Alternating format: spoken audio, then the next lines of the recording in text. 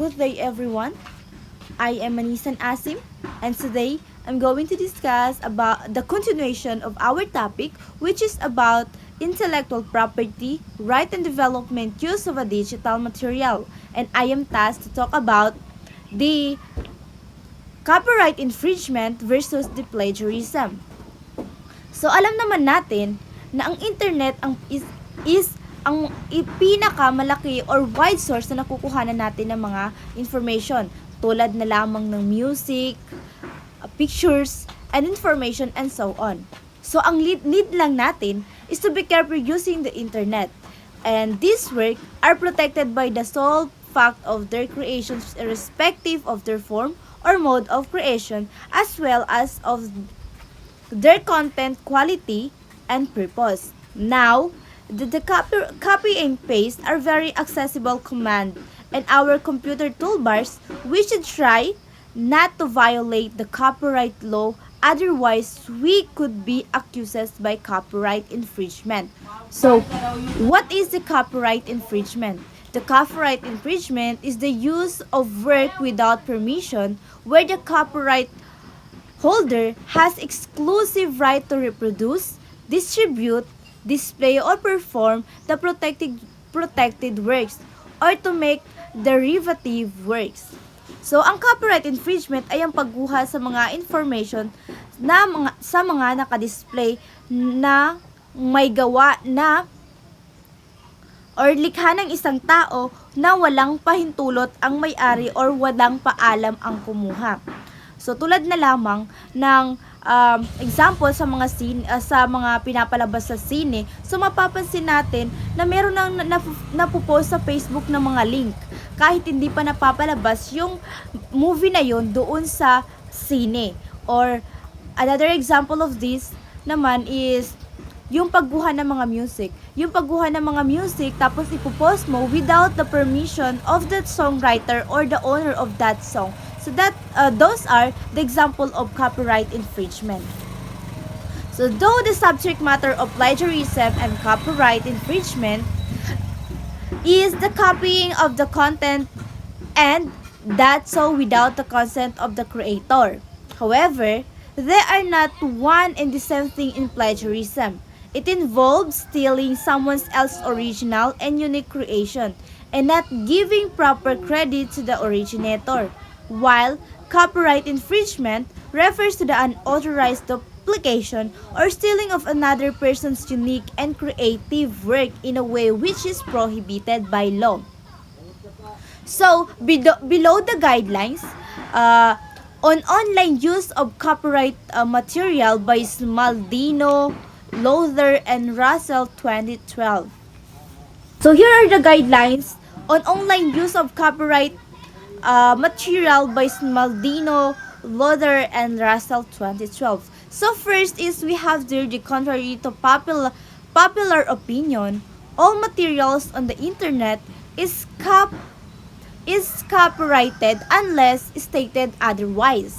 Number 2, an email is an original work, fixed intangible medium of expression that is covered by copyright.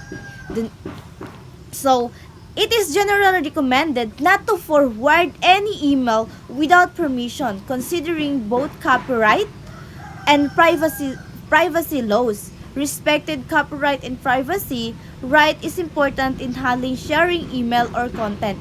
So, ito talaga is hindi tayo basta-basta magsisend ng email sa kung sino-sino. Kasi yun yung nagkukos or maaari tayong ma-scam or maaari nilang i-hack ang ating account.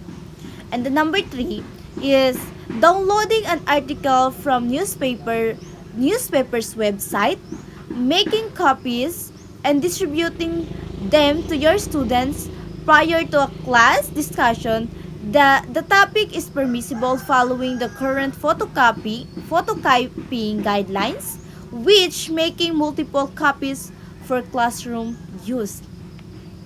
So sa pag-educational purpose naman, ay katulad na lamang ng sa mga libro, is meron tayo makikita dyan ng mga sulat ng tula, merong mga kanta dyan, merong mga drama. So, pwede natin tayong mga student is pwede natin yung ipa-recopy. Kasi meron tayong permission from DepEd na ipa-recopy yun kasi nga about yun sa ating pag-aaralan. And the number 4 is you cannot post the student essays, poems, or the work in the school website unless you have permission of the student and their parents, guardians. So, sa mga mapapansin natin, di ba mga teacher na vlogger? So, kahit na nagpo-post sila ng kanilang mga video sa loob ng classroom, yung mga bata doon na nakukuhanan nila or yung mga gawa ng mga bata is hindi nila pwedeng i-post or yung mga bata na nakukuha dun sa camera, i-blurred nila. Kasi nga, hindi nila basta-basta yung ipopost na makikita yung mukha ng bata without the permission of their parents or yung parents ng mga bata. And then, last 5 is, educators should treat copyrighted material from the internet the same way due to print formats. And now we will proceed the difference between copyright infringement and plagiarism. So, copyright infringement versus plagiarism. In plagiarism, it involves stealing someone else's original and unique creation and not giving proper credit to the originator.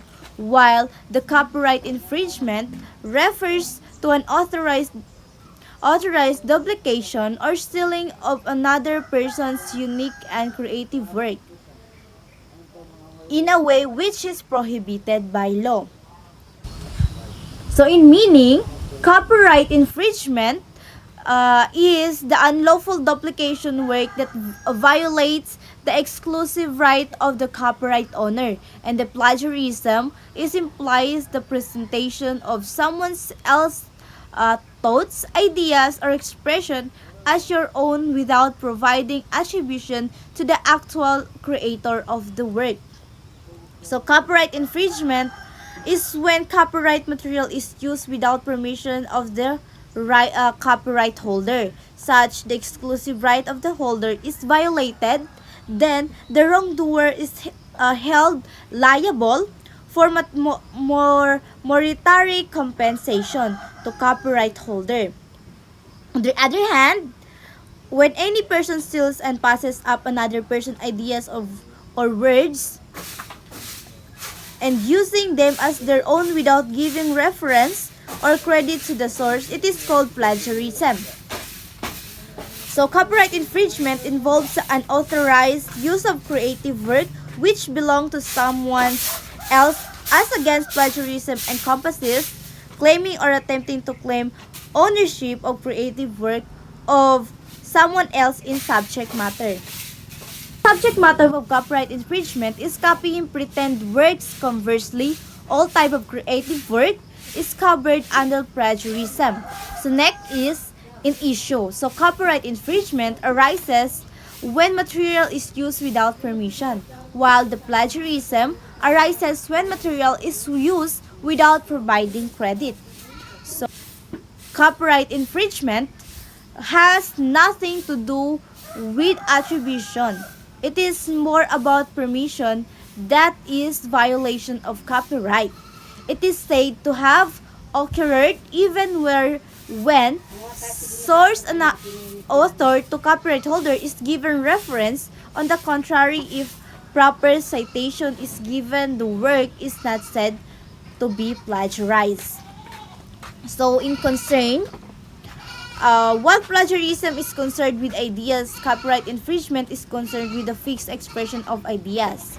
And in wrongdoer, copyright infringement is a legal wrong, as someone can take or threaten to take legal action against the person copying the work. On the other hand, plagiarism is a moral copying. Plagiarism is an ethical reference, a moral or ethical offense, as the accusation of plagiarism need to result in litigation. So in the case of written work, we have here 6 written work. First is the attending someone else's creative work as yours. Number 2, copying the words or ideas from an already existing work but not giving proper credit. And the number 3 is not applying quotation marks where required. And the number 6, not providing the correct information about the source from where the data extracted. And the 5, copying a number of words or sentence from a source, which constitutes the maximum portion of your work. And the number 6 is copying the complete sentence but changing one of the words so that it appears new to the reader. So, etong number 6 is eto yung kadalasan nangyayari. Yung pag nagre-research tayo, minsan kinukuha na lang yung or ginagaya na lang yung nakasulat doon, then pinapalitan lang ng another term ng word para maging iba sa mga reader. So, in general speaking, the prior difference between copyright infringement and the plagiarism is that the originator of the work has the right to sue and take recourse of the remedies provided under DMCA or Digital Millennium Copyright Act if there is any copyright issue with the work, but this is not so with plagiarism. So that would be all. Thank you.